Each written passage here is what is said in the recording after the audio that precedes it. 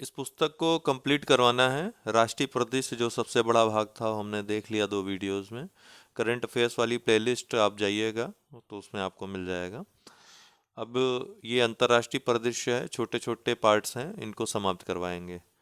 इसको करवाने का मकसद ये है कि कई छात्रों ने कहा कि घटना चक्र वाली ये करवा दीजिए। तो पहला तो ये है। दूसरा मकसद ये भी है कि आप परीक्षा खबरी पढ़ते हैं, आपको स्वयं अंदाज़ा लग जाना चाहिए ये सब करने के बाद कि वो यूज़फुल है या नहीं। जिनको डाउट है उनके लिए मैं कह रहा हूँ। ठीक है, अगर आप तैयारी कर रहे हैं, लगातार परीक्षा खबरी डेली का देख रहे हैं, तो अक्टूबर 2023 में अंतर्राष्ट्रीय यात्रा प्रदर्शनी एशिया 2023, जो अंतर्राष्ट्रीय यात्रा प्रदर्शनी एशिया 2023 हुई, कहाँ पर आयोजित हुई? तो ये सिंगापुर में आयोजित हुई। बी वाला राइट आंसर होगा इसका। कहाँ पर? सिंगापुर में। तो पर्यटन मंत्रालय भारत सरकार ने टूर ऑपरेटरों और राज्य पर्यटन विभागों सहित विभिन्न हितधारकों के साथ इस प्रदर्शनी में भाग लिया। इसका उद्देश्य एशिया प्रशांत क्षेत्र सहित विश्व स्तर पर भारत आने वाले पर्यटन को बढ़ावा देना है। तो भारत इस मकसद के साथ इसमें सम्मिलित हुआ। हाल ही में जारी वैश्विक भुखमरी सूचकांक 2023 से संबंधित निम्नलिखित कथनों पर विचार कीजिए। पहला है, इस सूचकांक में 125 देशों को रैंक प्रदान किया गया है। पिछली बार 121 देशों को प्रदान किया गया था, इस बार 125 देशों को, तो ये बिल्कुल सही है। दूसरा है, इसमें भारत को 111वां स्थान प्राप्त हुआ है, तो ये भी बिल्कुल सही है। भारत पिछले वर्ष 121 देशों में 107वें स्थान पे था। इस बार 4 देश बढ़ गए तो 4 रैंक भी भारत की बढ़ गई है, मतलब ये बुरी कंडीशन भारत की हो गई है। हालांकि भारत सरकार ने इसको सिरे से नकार दिया। और एक प्रश्न उठता भी है, श्रीलंका जैसे देश जो है भारत से भुखमरी सूचकांक में इसमें आगे हैं। इसका मतलब है कि ये इसके जो आधार हैं, या तो वो सही नहीं लिए गए हैं, या सैंपल सही नहीं लिए गए हैं, या फिर जानबूझ करके भारत को नीचा दिखाने का एक प्रयास हो सकता है। कई जो खासकर वामपंथी समूह होते हैं, वो विश्व के यहाँ की गतिविधियाँ जो भारत में चलती रहती है उस पर नज़र रखते हैं, और भारत को किस तरह से नीचा दिखाया जाए, किस तरह से भूखा नंगा देश दिखाया जाए, इसका हमेशा वो प्रयास करते रहते हैं। फिलहाल ये जो प्रश्न है उसका उत्तर जो है दोनों होगा सही। सी वाला राइट आंसर होगा। इस सूचकांक से संबंधित प्रश्न और भी आ सकते हैं, जैसे कि इसमें 5 वर्ग बनाए गए हैं जीएचआई स्कोर के। जो ग्लोबल हंगर इंडेक्स दिया जाता है, 5 वर्ग बनाए जाते हैं, जिसमें 50 से अधिक स्कोर जिनका रहता है, भूखमरी की चरम भयावह स्थिति में वो देश रखे जाएंगे। 35 से 49.9 जिनका स्कोर रहेगा, वो अलार्मिंग भयावह की स्थिति में रखे जाएंगे। तीसरा है 20 से 34.9 के बीच जिनका स्कोर रहेगा, वो गंभीर की श्रेणी में रखे जाएंगे, और भारत इसी श्रेणी में है, तीसरी श्रेणी में। चौथी श्रेणी उन देशों की है जो 10 से 19.9 स्कोर करेंगे, इनको मॉडरेट मध्यम की श्रेणी में रखा जाएगा।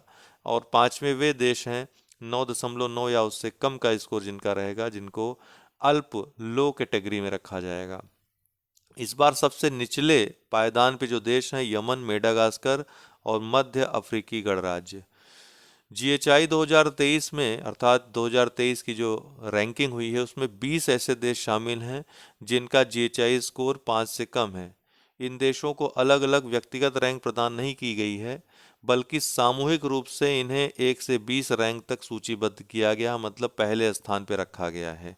इनमें सबसे ऊंचा स्थान, सबसे ऊपर रखा गया बेलारूस को, उसके बाद बोस्निया और हर्जेगोविना को, तीसरे पे चिली को रखा गया, चौथे पे चीन, पांचवें पे क्रोएशिया। लेकिन ये सभी टॉप में हैं, मतलब शीर्ष स्थान पे हैं। जीएचआई 2023 में भारत को 111वां स्थान प्राप्त हुआ है। किसको? भारत को। भारत का जीएचआई स्कोर इस बार कितना है? स्कोर अगर पूछे तो 28.7 है, जबकि गत वर्ष अर्थात पिछले वर्ष 2022 में भारत का स्कोर 121 देशों में 107वां था। भारत अपने पड़ोसी देशों में अगर देखें तो अफगानिस्तान को छोड़ करके सबसे नीचे है, सबसे बुरी कंडीशन में है। चीन तो टॉप में है 1 से 20 तक में। श्रीलंका 60वां स्थान है इसका, नेपाल का 69वां स्थान है, बांग्लादेश का 81वां स्थान है, पाकिस्तान का 102वां स्थान है। तो केवल अफगानिस्तान को छोड़ दें तो भारत जो है अपने पड़ोसियों से बुरी कंडीशन में है। अगला है 11 अक्टूबर 2023 को हिंद महासागर रिम एसोसिएशन IORA मंत्रिपरिषद की 23वीं बैठक 2023 में कोलंबो श्रीलंका में हुई। दूसरा, इस बैठक में भारत का प्रतिनिधित्व उपराष्ट्रपति जगदीप धनखड़ ने किया। तो पहला वाला सही है, दूसरा वाला गलत है। एस जयशंकर जो विदेश मंत्री हैं उन्होंने इसमें भाग लिया था। तो राइट आंसर इसका क्या होगा? ए। ठीक है, कोलंबो श्रीलंका में आयोजित हुई, अध्यक्षता श्रीलंका ने की, या अध्यक्ष भी श्रीलंका 2 साल के लिए बन गया है। इसके साथ ही भारत 2 वर्षों के लिए इस एसोसिएशन का उपाध्यक्ष बन गया है। भारतीय प्रतिनिधिमंडल का नेतृत्व किसने किया इसमें? तो केंद्रीय विदेश मंत्री डॉक्टर एस जयशंकर ने। भारत ने अगले 2 वर्षों तक इस एसोसिएशन के उपाध्यक्ष का पद संभाला। 23 से 25 तक जो अध्यक्ष रहेगा श्रीलंका रहेगा। केंद्रीय विदेश मंत्री ने श्रीलंका के राष्ट्रपति रानिल विक्रमसिंघे से मुलाकात की। और महत्वपूर्ण है कि भारत और श्रीलंका के बीच द्विपक्षीय बैठक के दौरान दोनों देशों के राजनयिक संबंधों के 75 वर्ष पूर्ण होने के अवसर पर एक लोगो भी जारी किया गया। दक्षिण पूर्व एशिया की पहली हाई स्पीड रेल के संबंध में विकल्प में कौन सा कथन या तथ्य सही नहीं है? पहला है 2 अक्टूबर 2023 को इंडोनेशिया ने दक्षिण पूर्व एशिया की पहली हाई स्पीड रेल को लॉन्च किया। ठीक है, साउथ ईस्ट एशिया, दक्षिण पूर्व एशिया की पहली बुलेट ट्रेन या हाई स्पीड रेल को लॉन्च किया, बिल्कुल सही है, चीन के सहयोग से। इस ट्रेन का नाम वुशु रखा गया है, ये गलत है। इस ट्रेन की अधिकतम गति 350 किलोमीटर प्रति घंटा है। यह ट्रेन जकार्ता को पश्चिमी जावा प्रांत की राजधानी बांडुंग से जोड़ती है। तो ये सभी सही हैं, केवल बी वाला गलत है। इसका नाम जो है हूज है। क्या है? हूज। ठीक है, या वूश इसका नाम है। ठीक है, ये चीन की मदद से बनाई गई है और दक्षिण पूर्व एशिया की पहली बुलेट ट्रेन या हाई स्पीड ट्रेन है। अधिकतम जो गति है इसकी 350 किलोमीटर प्रति घंटा है। जकार्ता को बांडुंग से जोड़ती है। 5 अक्टूबर 2023 को साहित्य के नोबेल पुरस्कार 2023 की घोषणा की गई। इससे संबंधित निम्न कथनों पर विचार कीजिए। इस वर्ष यह पुरस्कार ब्रिटिश लेखक जॉन एर्नॉक्स को प्रदान किया जाएगा। बिल्कुल गलत हो जाएगा, क्योंकि जॉन एर्नॉक्स को 2022 में प्रदान किया गया था, 2023 में नहीं। 2023 में फ्रांस के एक लेखक हैं, उनको प्रदान किया गया है। दूसरा, यह पुरस्कार नवोन्मेषी नाटकों और गद्य के लिए जो अनकही को आवाज़ देते हैं के लिए प्रदान किया जाएगा। बिल्कुल सही है दूसरा वाला। ठीक है, इसी क्षेत्र में इनका योगदान भी है। तो बी वाला राइट आंसर हो जाएगा।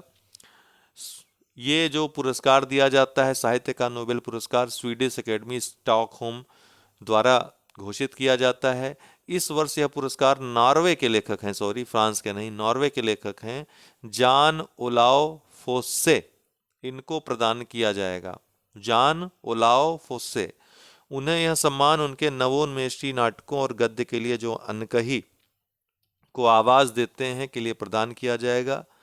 वर्ष 2022 का यह पुरस्कार फ्रांस की लेखिका एनी एर्नॉक्स को प्रदान किया गया था। ये फ्रांस की लेखिका थीं और यह पुरस्कार पाने वाली पहली फ्रांसीसी लेखिका भी थीं।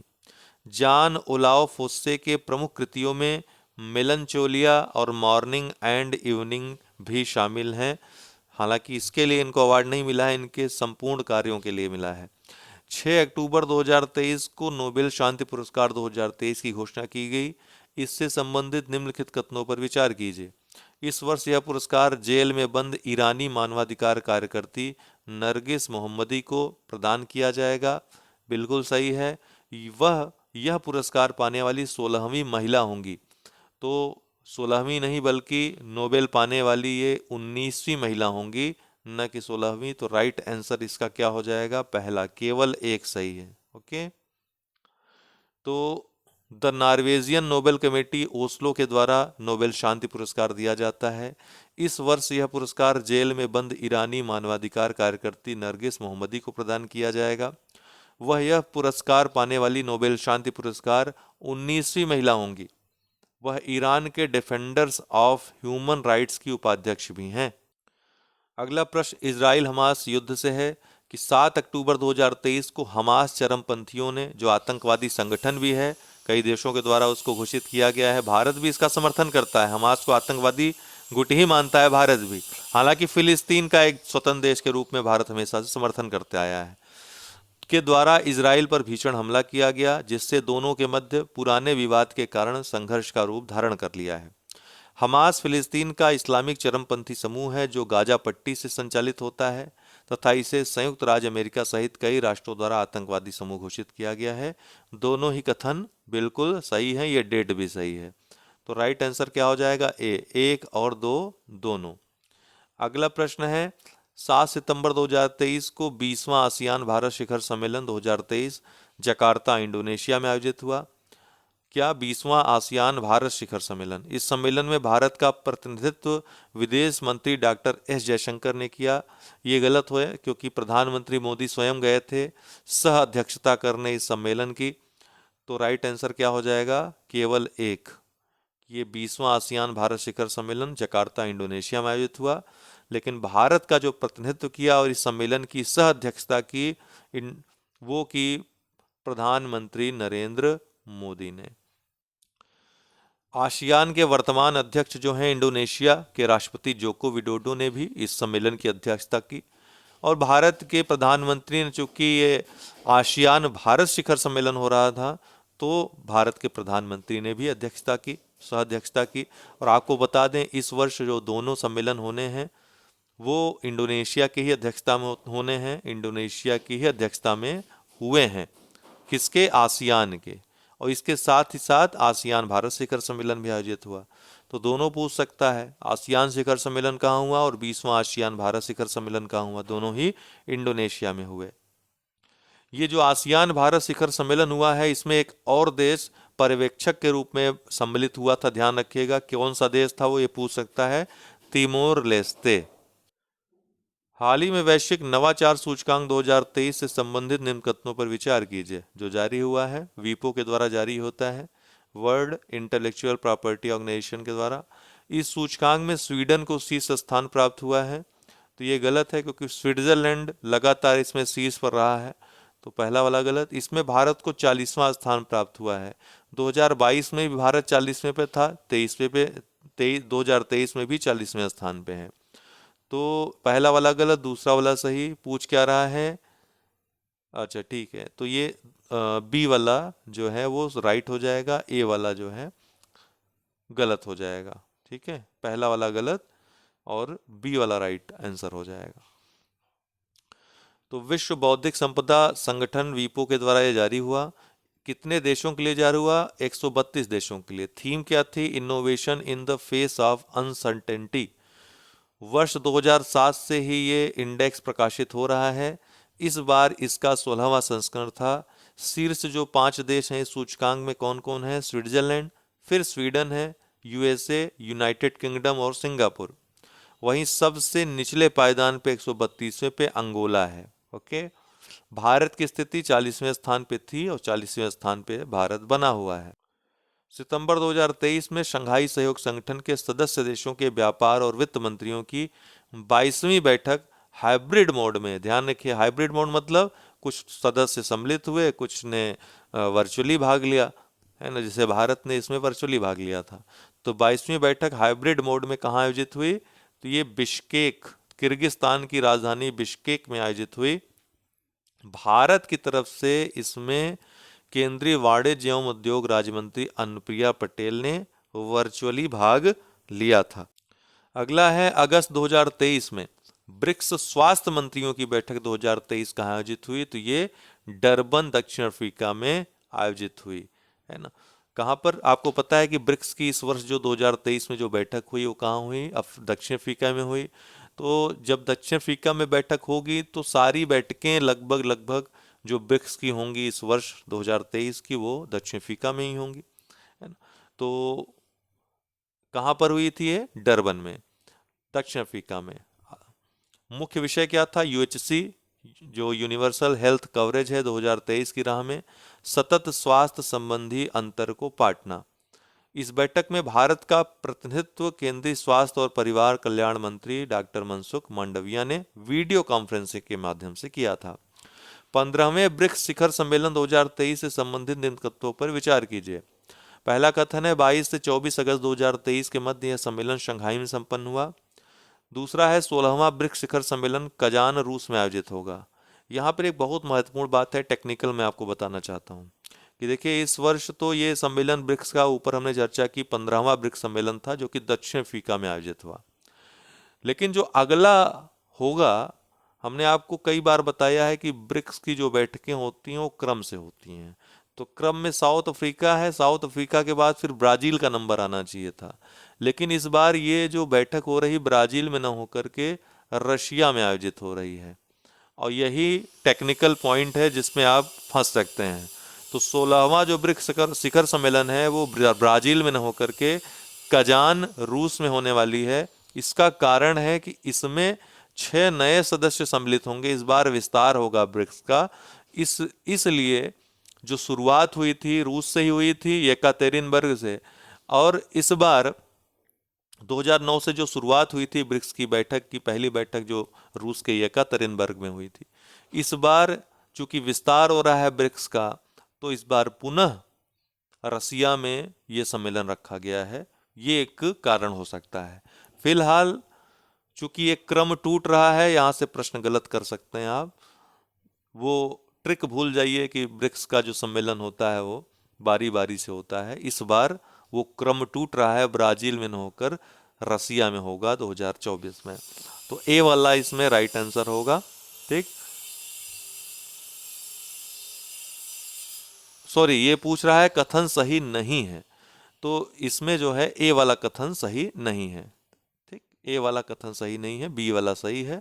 राइट आंसर क्या हो जाएगा? ए, केवल एक। तो 15वां ब्रिक्स शिखर सम्मेलन की बात करें तो जोहान्सबर्ग दक्षिण अफ्रीका में आयोजित हुआ। दक्षिण अफ्रीका के राष्ट्रपति सिरिल रामफोसा ने इस सम्मेलन की अध्यक्षता की। मुख्य विषय क्या था, थीम क्या थी इस बैठक की? ब्रिक्स और अफ्रीका पारस्परिक रूप से त्वरित विकास के लिए साझेदारी, सतत विकास और समावेशी बहुपक्षवाद। इस सम्मेलन में भारत का प्रतिनिधित्व प्रधानमंत्री नरेंद्र मोदी ने किया। साथ ही ब्रिक्स के 6 नए देश, जो अगला जो होगा, अर्जेंटीना, ईरान, संयुक्त अरब अमीरात, सऊदी अरब, इथियोपिया और मिस्र को शामिल करने पर सहमति बन गई है। अगले बैठक अर्थात रूस में कजान में ये शामिल हो जाएंगे। लेकिन अभी अर्जेंटीना पर थोड़ा सा, अब जब जब से वहाँ सत्ता चेंज हुई है, अमेरिका के प्रभाव वाला जो है वहाँ पर राष्ट्रपति बन गया है, तब से ऐसा माना जा रहा है कि अर्जेंटीना हो सकता है शामिल ना हो इसमें। तो जो जगह खाली होगी, पाकिस्तान ने अभी से यहाँ पे आवेदन कर रखा है। तो आने वाले समय में थोड़ी सी नौटंकी देखने को इस ग्रुप में मिलेगी, जो हम आगे देखेंगे। फिलहाल ये फैक्ट है, याद रखिएगा। हाल ही में डब्ल्यूएचओ ने इराक को उष्णकटिबंधीय रोग ट्रैकोमा से मुक्त होने की घोषणा की है। इराक यह मान्यता प्राप्त करने वाला विश्व का 50वां देश है ट्रैकोमा से मुक्त होने वाला। तो बिल्कुल सही है ये। दूसरा कथन है, ट्रैकोमा विश्व में अंधेपन के लिए जिम्मेदार प्रमुख संक्रामक रोग है। ट्रैकोमा एक उपेक्षित उष्णकटिबंधीय रोग है। तो दोनों ही सही हैं, राइट आंसर होगा 1 और 2, दोनों ही सही हैं। तो जुलाई 2023 में विश्व स्वास्थ्य संगठन ने इराक को उष्णकटिबंधीय बीमारी ट्रैकोमा से मुक्त होने की घोषणा की। यद्यपि ट्रैकोमा को एक सार्वजनिक स्वास्थ्य समस्या के रूप में समाप्त करने के लिए डब्ल्यूएचओ SAFE सेफ रणनीति की सिफारिश करता है, जो प्रेरक जीव के संचरण को कम करने, मौजूदा संक्रमणों को दूर करने और उनके प्रभावों से निपटने के लिए एक व्यापक दृष्टिकोण है। इराक ट्रैकोमा मुक्त 50वां देश है डब्ल्यूएचओ से मान्यता प्राप्त करने वाला। ट्रैकोमा विश्व भर में अंधेपन का प्रमुख संक्रामक रोग है। ट्रैकोमा के कारण विश्व भर में लगभग 61.9 मिलियन लोग अंधे या दृष्टि से बाधित हैं। यह 42 देशों में एक सार्वजनिक स्वास्थ्य समस्या है। तो आज के लिए इतना ही। बहुत बहुत धन्यवाद।